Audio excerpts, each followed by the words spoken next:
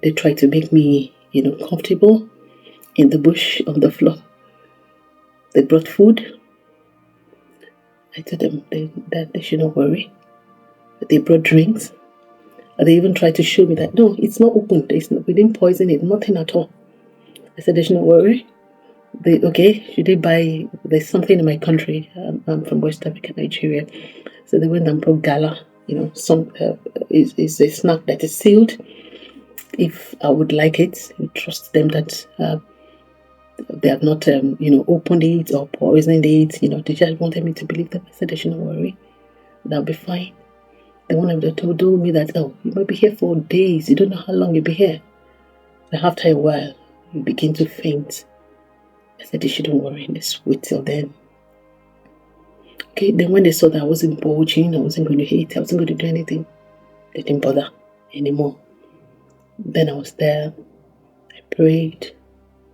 A lot of thoughts was running through my mind. And then suddenly, they brought this evening guards. So the first two had to go.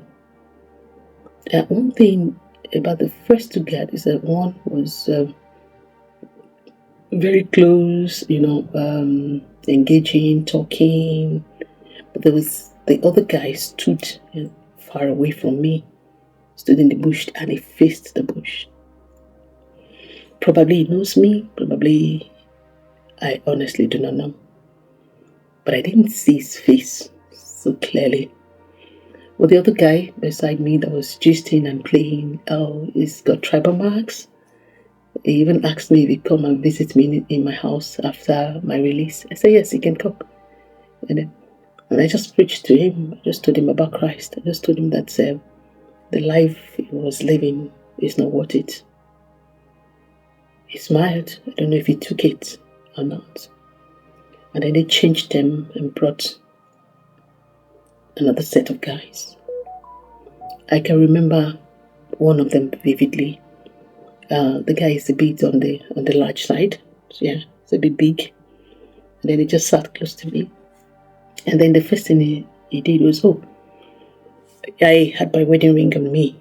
So he asked me, let me keep it for you. That if they see it, they're going to steal it from me. I had no option. I had to give it to him. And he wanted to steal it as well. And then he stole it. He took it. Yeah, don't let me say he stole it. He took it. But he never gave it back to me. So he took it and he asked me, that's your husband. Where does he worship? I said, deeper life. He said, deeper life. He said, my uncle, where does he worship? I said, he's a pastor in deeper life. Deeper life as well. Okay. Then the atmosphere changed. Everything changed from that moment. So he told me that I shouldn't worry, that I'll be released, that these are just greedy people. Separated himself from others as if he's not part of them. So he said, don't worry, they're going to be released. I should just ask my husband to give them whatever he's got. And that's it. Yeah, they're too greedy. They should accept whatever the man has. So that was it. So he told me that I should pray. At that point, I'd cried. I'd prayed. I was just moping, just moping. You don't know what else to do. I was just moping. And then he told me, don't cry. The kidnapper was telling me that I should cry. He said, I should just pray. And that God will deliver me. So I said, okay. So I prayed them all. Then I told him that I wanted to speak to my husband. He allowed me. He used the phone he had on him. He allowed me. I was able to speak to my husband. I asked him again how much has it got. And then he told me. And then night fell as usual. Still in the bush. God's protection was sure. God's mercy was sure. God's goodness was there for me. He said, though I walk through the valley of the shadow of death, I will fear no evil. Yeah. As usual, just like the previous day, I used my shoe as my pillow. And then I slept. I prayed. I cried. And I slept. My husband told me that he called his children. They were little. They were quite young. And then he called them together. He held their hands. And then he asked them to pray for mommy. He asked them to pray for mommy. And then he prayed. And then they prayed. Recently, I was asking my youngest son. I said, what do you know about mommy's kidnap? He said all he knew is that they were in school. People came around, took them away from school, took them home. And people were praying. That's all they can remember. And my daughter said, you remember that when I came back, people were just pouring powder on themselves. That's how they rejoice in that part of the country where we were staying at that time. So I slept. At about 1 a.m., this guy woke me up and said, can I hear gunshots? I said, gunshot? No. Can I hear noises? I said, no, I can't hear anything. I'm sure the two of them must have discussed among themselves and they were hearing noises, they were hearing voices, they were hearing gunshots. I was sleeping. So I said, no, that was around 1 a.m. So because I had my wristwatch on me, I looked at it, it was 1 a.m. That I wasn't hearing anything. They said, okay. At about 3 or 2 now, because it woke me up like 3 times. He said, call me again. And am I hearing gunshots? I said, no, I'm not hearing anything. And the 3rd time,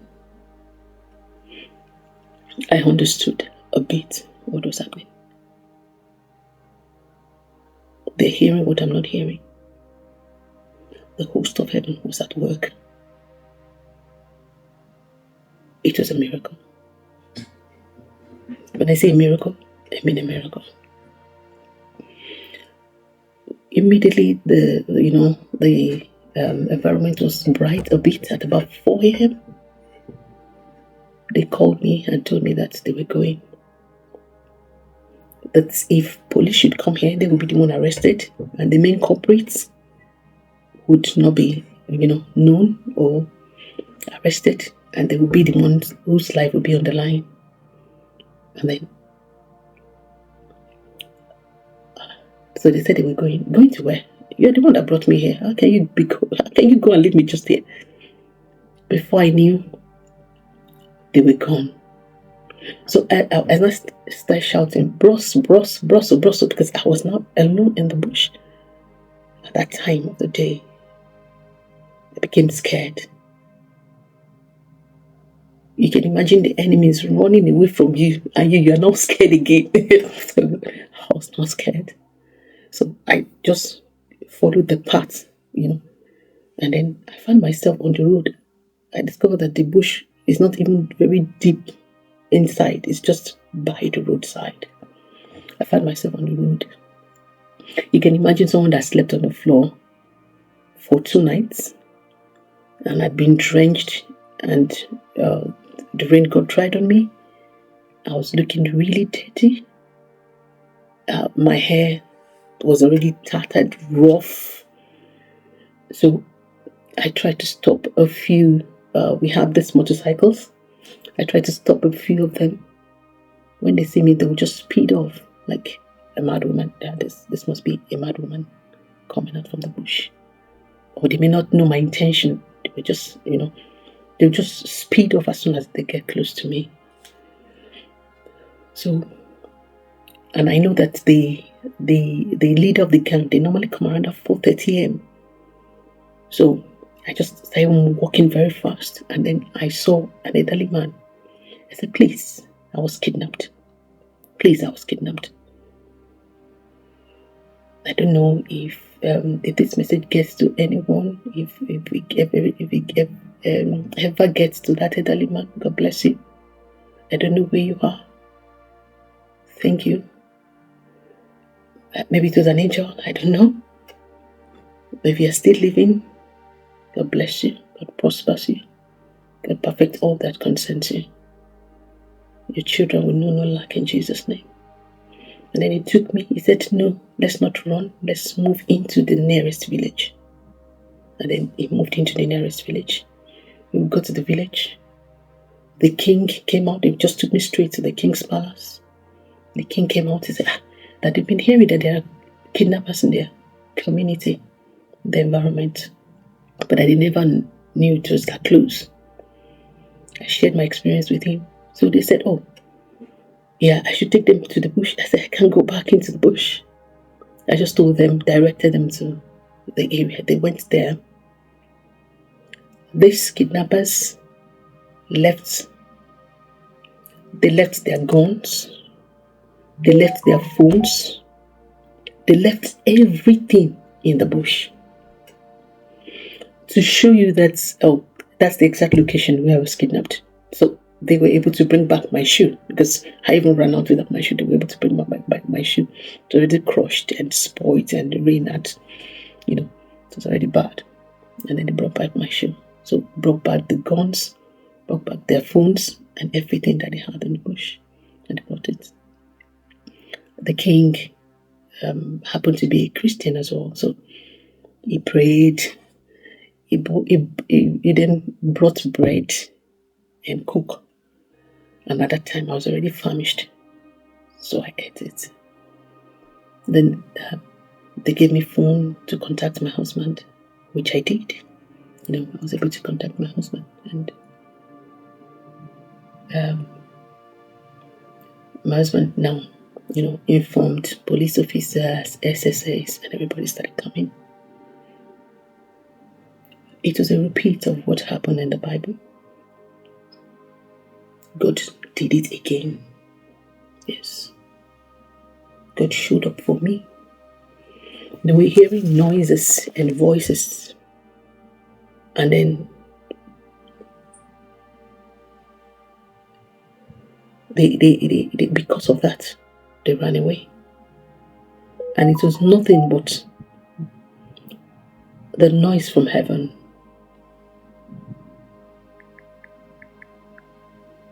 Just the noise from heaven.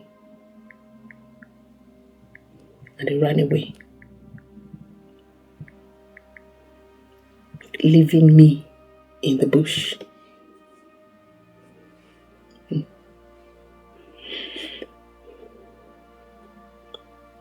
I just want to thank God, because God is faithful, and He's still faithful. He doesn't change. He doesn't fail. While this was happening, at my end, at the other end, Harold then is late now. He contacted the General Superintendent of Deeper Life, that's Pastor W.F. Kumuyi. No, he contacted the state pastor, and then the state pastor contacted the General Superintendent, Pastor W.F. Kumuyi. And Pastor said, go to them. My daughter is coming out unhurt. And that was what happened to me.